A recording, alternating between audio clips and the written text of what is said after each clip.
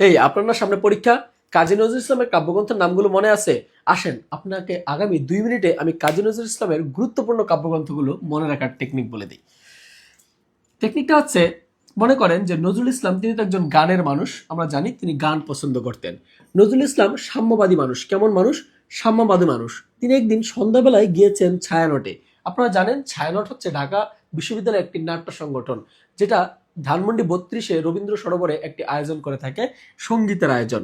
তিনি ছায়ানটে গেলেন, প্রথমে বীণা বাজালেন। কি বাজালেন? বীণা বাজালেন।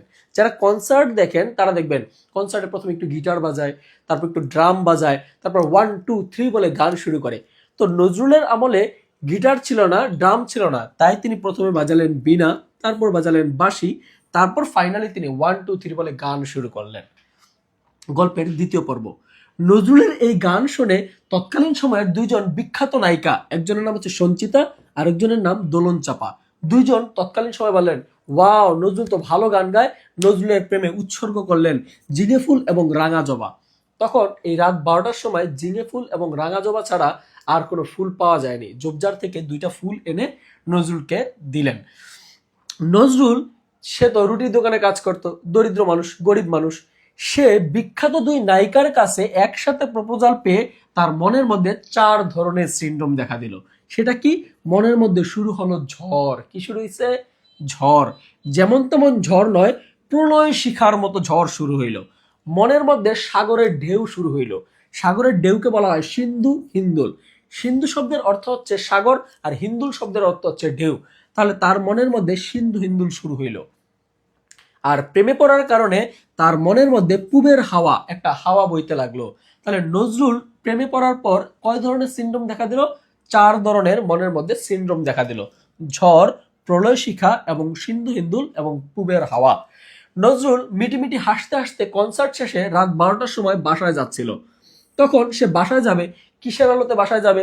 তার হাতে তো এরকম আইফোন ছিল না যে আইফোনের আলো দিয়ে সে বাসায় যাবে। সে বাসায় যাবে কি দিয়ে? বাসায় যাবে নতুন চাঁদের আলো দেখে। আপনারা জানেন চাঁদ যখন নতুন চাঁদ হয়, নতুন চাঁদ হয় চিকন হয়, আলো কম হয়। এই নতুন চাঁদের আলোতে ডাকাতি করতে ডাকাতদের সুবিধা হয়। তখন নজরুলকে একটা ডাকাত দল ধরলো। ডাকাত দলটা ছিল সর্বহারা চক্রবাক। তারা যাকে ধরতো তার সর্বস্ব লুট করে নিত, এবং তাদের একটা টেকনিক ছিল, তারা 4 দিক থেকে ডাকাতিতে অ্যাটাক করত। এর জন্য ডাকাত দলের নাম হলো সর্বহারা চক্রবাক। এই ডাকাত দল ধরে বলল, হে নজরুল, কি আছে বের কর। তখন নজরুল তো আবার বিদ্রোহী মানুষ। নজরুল চিল্লাফাল্লা শুরু করলো, আমি বিদ্রোহী রণক্লান্ত, আমি সেই দিন হব শান্ত, বলে নাচানাচি শুরু করছে। এই নাচানাচি দেখা ডাকাত দল ভাবলো নজরুলের মনে আজকে কনসার্ট থেকে ভালো ইনকাম হয়েছে, এই নজরুলকে বাইদা ফেল। বাঁধবে কি দিয়ে?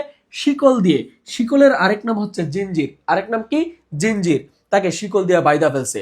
বাইদা পকেট চেক করে দেখে নজরুলের পকেটে 10 টাকাও নাই। বলছে, এই নজরুল, তোর টাকা কই?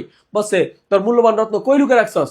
বলছে, আমার পকেটে আছে মূল্যবান 2টা ফুল, একটা ঝিঙে ফুল আর একটা রাঙা জবা, যেটা 2টা বিখ্যাত নায়িকা আমাকে দিছে। বলছে, রাখ তোর ফুল, আমরা ফুল চাইছি, আমরা চাইছি টাকা পয়সা, স্বর্ণ অলংকার আছে কিনা। তখন বলছে নাই।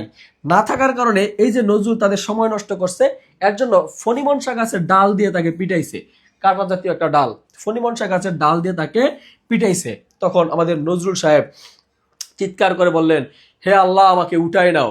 তখন নজরুল চিৎকার দিলেন। এই চিৎকার শুনতে পাইছে দীনবন্ধু চিত্তরঞ্জন দাস, যাকে তিনি চিত্তনামা কাব্যগ্রন্থটি যার নামে তিনি রচনা করেন। এবং নজরুল যে এত বড় একটা বিপদ থেকে, ডাকাত দলের হাত থেকে রক্ষা পাইল, এর জন্য বাসায় এসে কি করবে? অবশ্যই মিলাদ পড়ায় জিলাপি দিবে, তাই না? নজরুলের তো টাকা নাই, জিলাপি দিবে কি দিয়ে? নজরুলের হাতে ছিল মহামূল্যবান কলম। সে কলম দিয়ে লিখে ফেললেন হযরত মুহাম্মদ সাল্লাল্লাহু আলাইহি সাল্লামের জীবনীর উপরে একটি রচনা, নাম দিলেন মরু ভাস্কর। নাম দিলেন কি? মরু ভাস্কর। তাহলে আমাদের এই 4 পর্বের গল্পটা কি ছিল একটু দেখি। নজরুল কিরকম মানুষ? সাম্যবাদী মানুষ। তিনি একদিন সন্ধ্যাবেলায় গিয়েছেন ছায়ানটে, প্রথমে বাজালেন বীণা, তারপর বাজালেন বাঁশি, তারপর গাইলেন গান। সেই গান শুনে তৎকালীন সময়ের 2জন বিখ্যাত নায়িকা সঞ্চিতা এবং দোলন চাপা তার প্রেমে পড়ে তৎকালীন সময়ে, মানে এই রাত 12টার সময়, তারা কোনো ফুল না পেয়ে ঝিঙে ফুল এবং রাঙা জবা ফুল দিয়ে তাকে প্রপোজাল জানায়। নজরুল সেই প্রপোজাল পেয়ে তার মনের মধ্যে শুরু হলো 4 ধরনের সিনড্রোম: ঝড়, প্রলয় শিখা, সিন্ধু হিন্দুল এবং পূবের হাওয়া। এই 4টা সিনড্রোম নিয়ে সে যখন বাসায় যাচ্ছিল, নতুন চাঁদের আলো দেখে তখন তাকে ডাকাত দল ধরলো। ডাকাত দলের নাম ছিল সর্বহারা চক্রবাক। এই ডাকাত দল তাকে ধরে জিঞ্জির দিয়ে বাঁধলো, মানে শিকল দিয়ে বাঁধলো, ফণিমনসা গাছের ডাল দিয়ে পিটাইলো এবং চিত্তরঞ্জন এসে তাকে উদ্ধার করলো এবং বাসায় এসে সে মরুভাস্কর নামে কাব্যগ্রন্থ রচনা করলেন। এখানে দেখেন এই বীণা থেকে হচ্ছে অগ্নিবীণা, বীণা থেকে কি, বীণা থেকে হচ্ছে অগ্নিবীণা, বাঁশি থেকে হচ্ছে বিষের বাঁশি, বিষের বাঁশি, বিষের বাঁশি। আর গান থেকে হচ্ছে তিনি ভালোবাসার গান গায় নাই, তিনি গান গাইছিলেন কিসের, তিনি গাইছিলেন ভাঙার গান, বিচ্ছেদের গান। তিনি কিসের গান গাইছে, ভাঙার গান। তাহলে সাম্যবাদী, সন্ধ্যা, ছায়ানট, বীণা, বিষের বাঁশি। বীণা থেকে হচ্ছে অগ্নিবীণা, সাম্যবাদী, সন্ধ্যা, ছায়ানট, অগ্নিবীণা, বিষের বাঁশি, ভাঙার গান। সঞ্চিতা, দোলনচাপা, ঝিঙে ফুল, রাঙা জবা, ঝড়, প্রলয় শিখা, সিন্ধু হিন্দুল, পুবের হাওয়া, নতুন চাঁদ, সর্বহারা, চক্রবাক, জিঞ্জির, ফণিমনসা, চিত্তনামা, মরুভাস্কর। এগুলো হলো নজরুলের বিখ্যাত কাব্যগ্রন্থ। এর বাইরে থেকে কোনো প্রতিযোগিতামূলক পরীক্ষায় কখনো প্রশ্ন আসে নাই। তাহলে আপনার পরীক্ষায় যদি প্রশ্ন আসে, আশা করি এই টেকনিকের মাধ্যমে আপনি নজরুলের বিখ্যাত কাব্যগ্রন্থের নামগুলো মনে রাখতে পারবেন। আশা করি বুঝতে পেরেছেন।